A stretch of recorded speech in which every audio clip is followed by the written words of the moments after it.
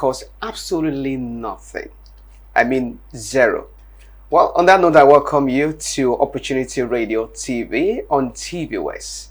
My name is Daniel Owoyemi. I'm mighty glad to be here.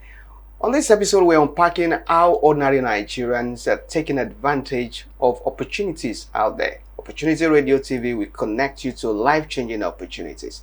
But before I really get into details and unveil who my guest is, so we can get into the depth of this, let's go for this breather. We'll be back after this time out. Stay with us.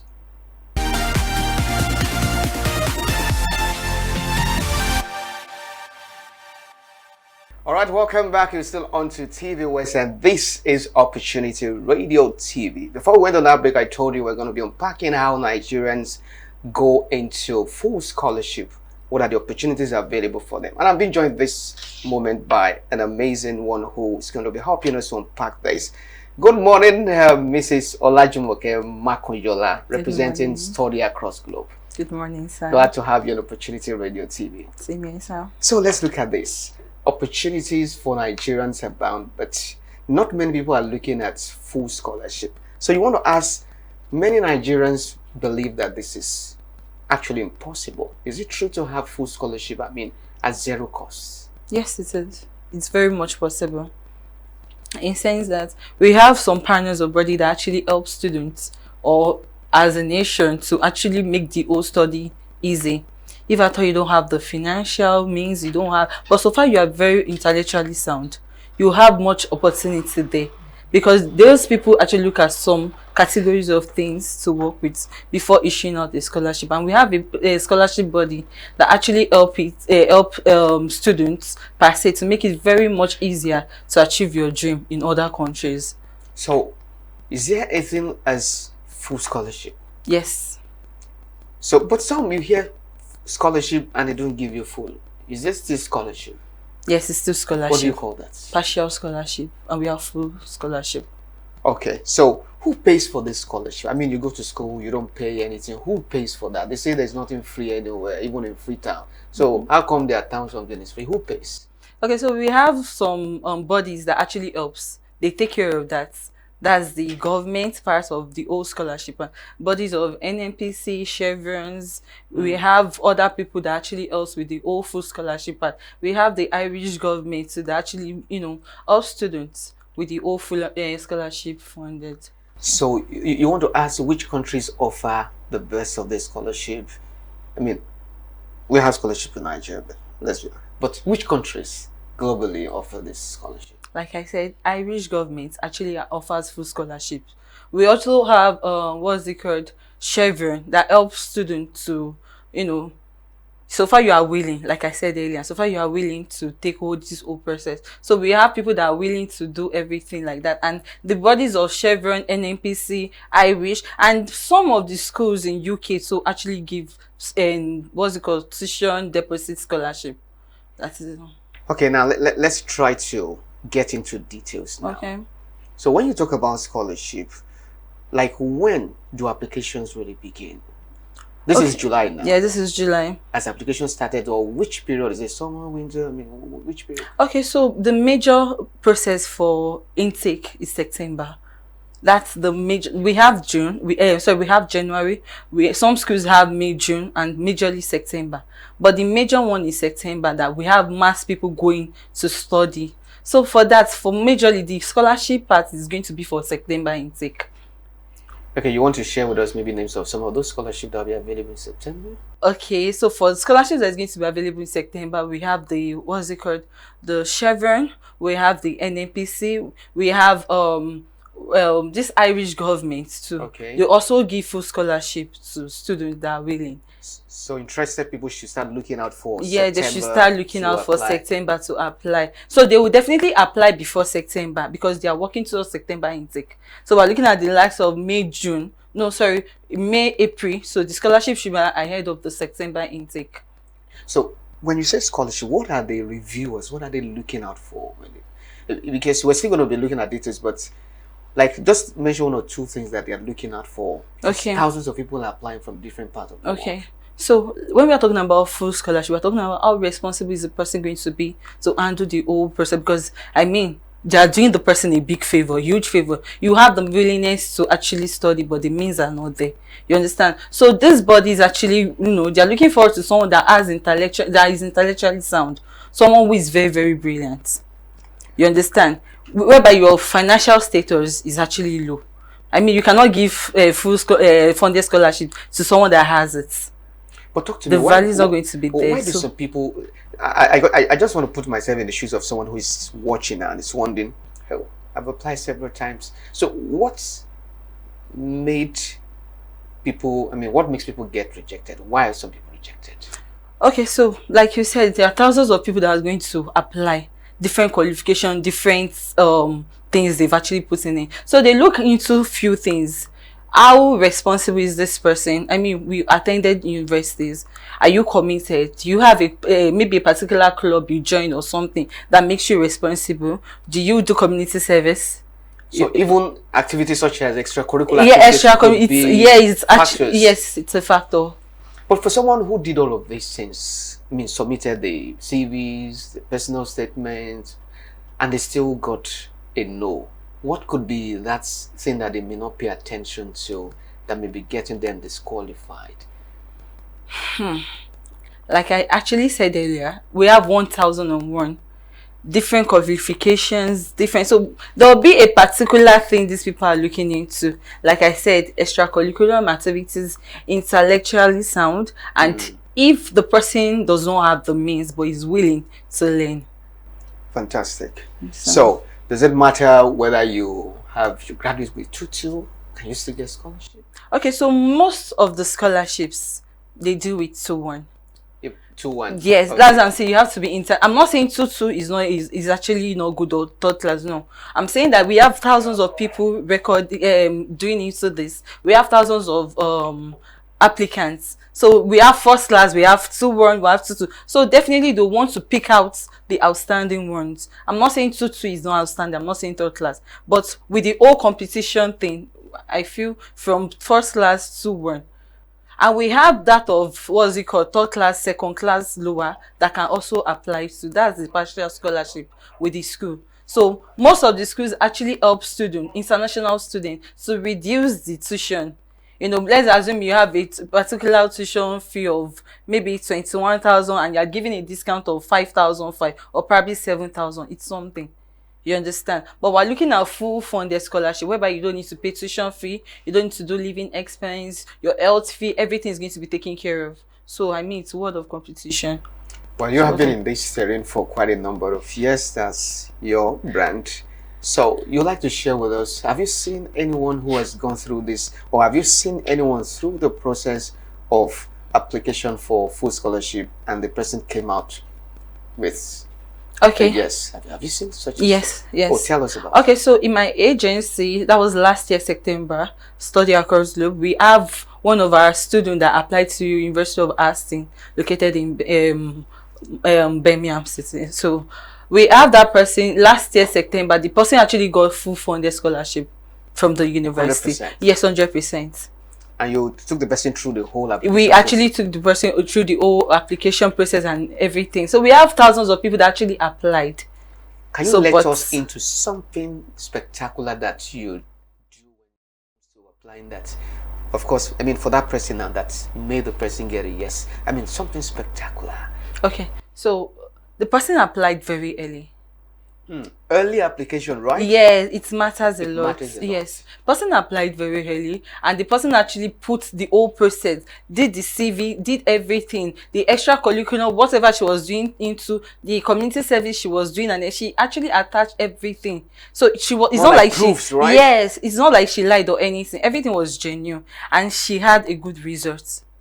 Okay, well, in case you're just joining us, you're still on to Opportunity Radio TV, reaching you from TV West. And I've been speaking with my guest, none other than Mrs. Olajumoke Makonjola, joining us from Study Across Globe.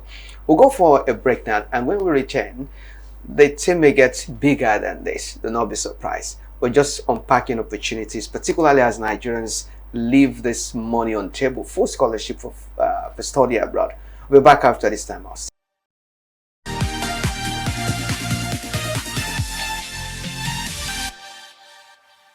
Welcome back. You're still on to TV West, and this is Opportunity Radio TV. And we have been looking at opportunities abound in applying for full scholarship. My guest has been Miss Olajumoke Makojola, and this time around, we're having the larger team as King David joins us. Hello, King David. Welcome. Yeah, well, thank you. You're sitting like you are the king now, right? So you come and take. All right, so Good afternoon. you're welcome. So, Mr. Olajumoke has done a bit of this, so we just want to take it a little higher now. We want to look at the toolbox of applying for full scholarship. What are the things that should be in that toolbox? Some get yes, some get no. But for those who get yes, which we are aware that you've been part of, so what are those things? For instance, which country should one target? Which country offers more scholarship? Okay. In terms of countries that offer more scholarship, I don't think we'll be placing overemphasis on just one country, but countries like the UK offer scholarship, the US, Germany, Australia. There are so many countries that offer a whole lot or a wider range of scholarship. So we cannot just streamline it down to a particular country. That makes it even more interesting. Yeah, So you yeah, can cast your nets Yes, for as wide yes, as you yes. can. You can explore. Okay, so what are the courses? Is it STEM courses? Is it social science? What are the courses that offer more that people can really leverage? Well, I think that at the larger scale of it, there are some scholarship that are course specific, like the scholarship was designed to attend to a particular industry within a particular economy. Okay. So there are so many, like when you talk about the NMPC scholarship, for example, we already know where it is channeled towards, and some scholarship are also channeled. It's just depending on, I feel like at the core of it, it's depending on the aspect of the economy that body of scholarship has decided to attend to. Absolutely. So that's why we do not have any particular scholarship that is designed solely for you. You just need to typically explore. When the scholarship come out, you tend to see the range of courses that it has been designed to attend to, and if it does suit your checklist, you can put in application. Okay. You shared a success story the other time, and it gladdens heart to hear that you were part of such from A to Z. Yeah. But it's important to also ask, for some of these scholarship people do interview, right? So is it for all of them to do interview? Or some are interview phobia. I mean, interview phobic. They hear of interview, they're afraid, they want to go, they apply for visa, they say interview, they're afraid. So is it all of this scholarship application that people have to appear for interview? Yeah, but mostly you have to take an exam. Like I said, for them to streamline or sieve some some entries, yes. So they need to, out of thousands or millions of people that is going to apply, definitely they'll write an exam.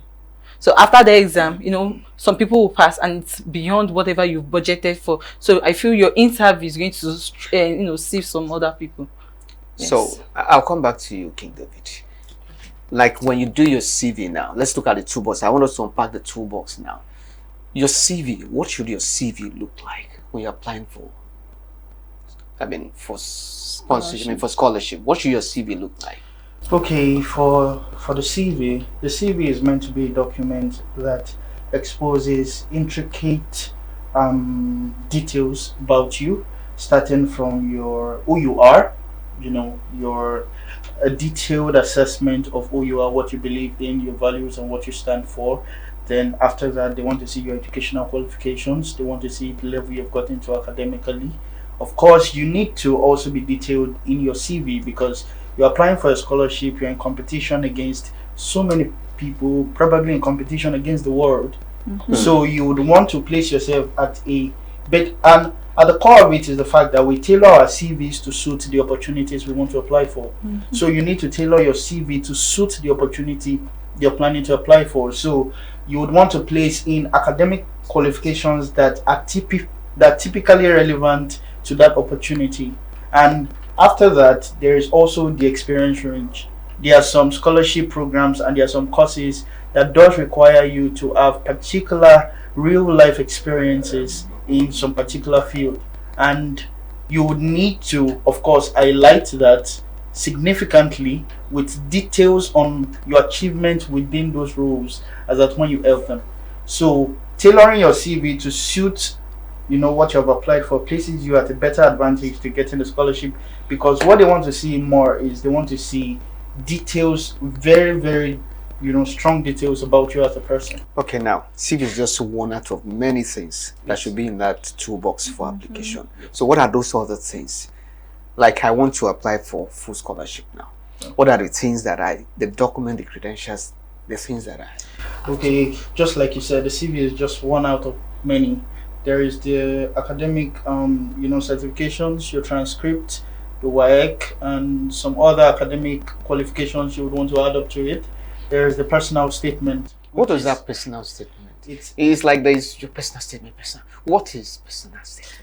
The personal statement. Let me be realistic. Okay. The first time I had personal statement, in fact, they didn't call it personal statement. They call it PS. Okay. And in my campus, they used to call PS permanent site. So I was like, what does permanent site have to do with? Some people call it statement of purpose. Statement of purpose, Yeah. SOP. I thought it was song of praise. So, personal statement. What is it all about? What is it? Okay, just like the name does imply, it is called personal. So It's just a statement. It's not just a statement. Like when you go to police station, they say write statement. That statement is just not one statement. Even the statement within the Nigerian country is more than a statement. Okay. Okay, so just like it states, it's a personal statement. It means that it has to do about who you are, what you represent, and why you are a viable investment for that scholarship. They want to see that there. And that means that to a large extent, you must have done your research. You must have researched about the scholarship program, what the program is all about, what benefit is included, and what results they want to see after you've undergone the scholarship. Wow. And so all of these details is what would help you and guide you and inform you about what to put in your personal statement. But at the core of your personal statement is they want to see who you are, they want to see your future ambitions, they want to see prospect, your future prospect. So your personal statement, like I said, is personal. It gives details about who you are, what you represent, and before you actually jump to write your personal statement, you need to make a very detailed research about what you're writing your personal statement for. Yeah. Oh, impressive. In case you're just joining us, you're still onto the program, which is Opportunity Radio TV. And we have been looking at how Nigerians can leverage on full scholarship. And we have been joined by people who have hands-on experience, taking people through how they apply for scholarship and they got a yes. So we'll be right back after this time out. But in a moment, if you have interest in applying for something of this nature, I think you should wait for the next segment, which I'll be unpacking some other interesting approaches to this. We'll be back after this time out.